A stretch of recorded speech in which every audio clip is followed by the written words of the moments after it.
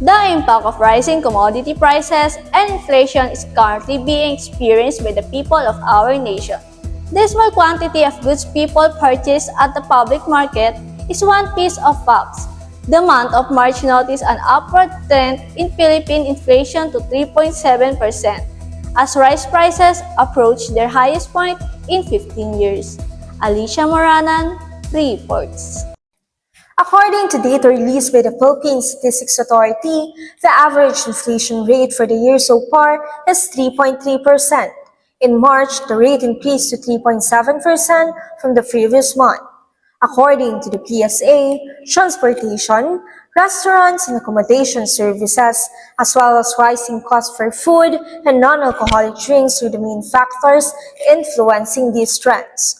With rice prices on the rise, the PSA is very concerned regarding the situation. The cost of rice is rising globally. So one of the main reasons why rice prices are increasing is that because of importing agricultural products into our country. So this is the reason why rice is becoming more costly to purchase. Rice inflation is nearing its highest level, last recorded in 2009. So as you are aware, our rice inflation rate has increased to 24.4% due to price hikes. So the highest which was 24.6% was reported in February 2009. So we're pretty close to that naman.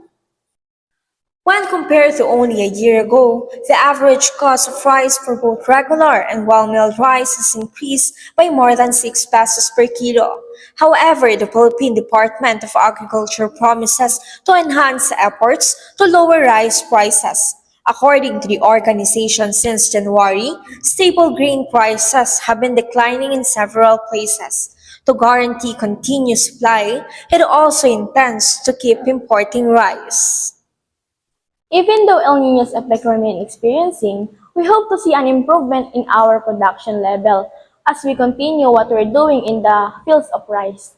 The cost of meat is also rising, and vendors in wet markets are feeling under pressure from rising rice costs. While certain goods may have maintained their costs, but the quality is poorer. Some consumers are now choosing to purchase smaller quantities of goods. Ay, hindi kasi mga aning Abril, March, April, magaganda pa yun. Magaganda pa yung mga nakukuha namin. Pero yung mga ani na ng April, May, medyo hindi na maganda kasi mainit. Nadudurog na yung bigas. Ganun. Mataas ang palay. Diba? Pag mataas ang palay, syempre mataas ang bigas. Kung mababa ang palay, mababa ang bigas. Ganun.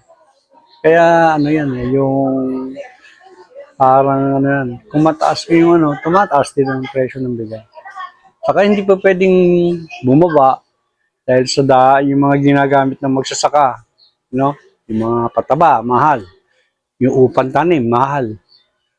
Pero, di ba may balita rin naman na bubuhayin ng NFA. Bubuhayin ni President Marcos ang NFA. Kaya hindi natin alam kung bababa nga.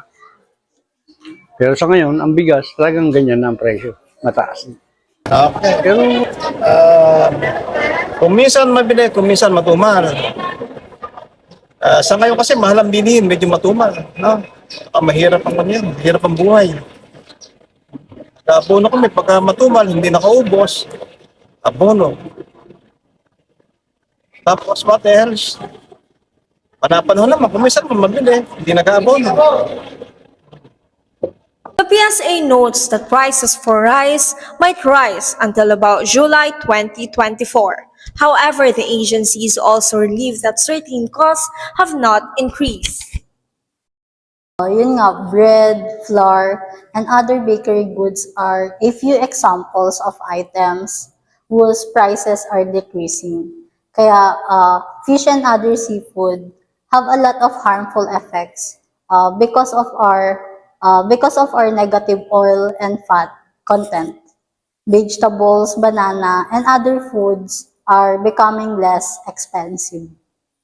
According to the National Economic and Development Authority, The government is still getting ready for the potential effects of El Nino and La Nina on agriculture, which could push high prices or even higher. The Bangko Sentral ng Pilipinas, a surge inflation could still accelerate further the next 2 quarters as a result of potential weather-related disruptions, rising food, transportation, and power costs, as well as expected pay increases mandated by law. Pulis ka dyan.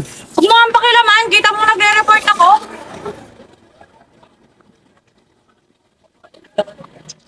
Cut.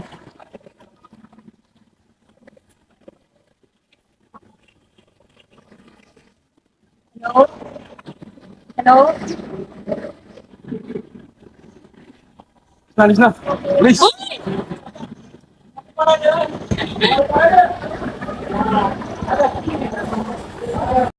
Yan po ang mga balitang hatid namin sa inyo ngayong araw na ito.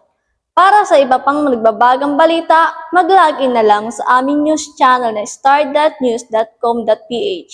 Sa anumang pagsubok ng buhay, tapat kami magniningning sa inyo mga kabituin. Ako po si Katrina Lindela Cruz. Maraming salamat po.